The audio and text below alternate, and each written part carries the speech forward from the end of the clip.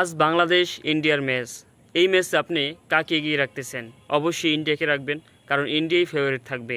But Bangladesh কিন্তু ইন্ডিয়াকে ছাড় দেবে না, অবশ্যই বাংলাদেশ লড়াই করবে।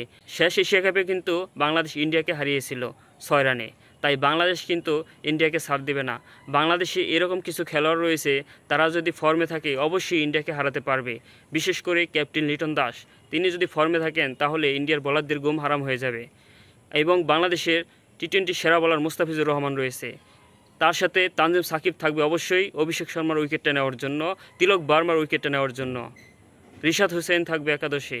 দারুণ একটা ম্যাচ হবে। বাংলাদেশের তাওহিদ হৃদয় যেভাবে ফর্মে রয়েছে, সাথে ওপেনিংয়ে সাইফ হাসান, তাই অবশ্যই বাংলাদেশ এই ম্যাচে ইন্ডিয়ার সাথে ভালো একটা লড়াই করবে আশা করি। ইন্ডিয়ার দলেও ভালো ভালো খেলোয়াড় রয়েছে, বাট বাংলাদেশ ইন্ডিয়ার সাথে লড়াই করবে জয়ের জন্য। অবশ্যই ইন্ডিয়াকে হারাবে বাংলাদেশ, ইন্ডিয়াকে হারিয়ে ফাইনালে যাবে এবং ইন্ডিয়াকে ফাইনালে হারিয়ে বাংলাদেশ এবারে এশিয়া কাপ জিতবে ইনশাল্লাহ।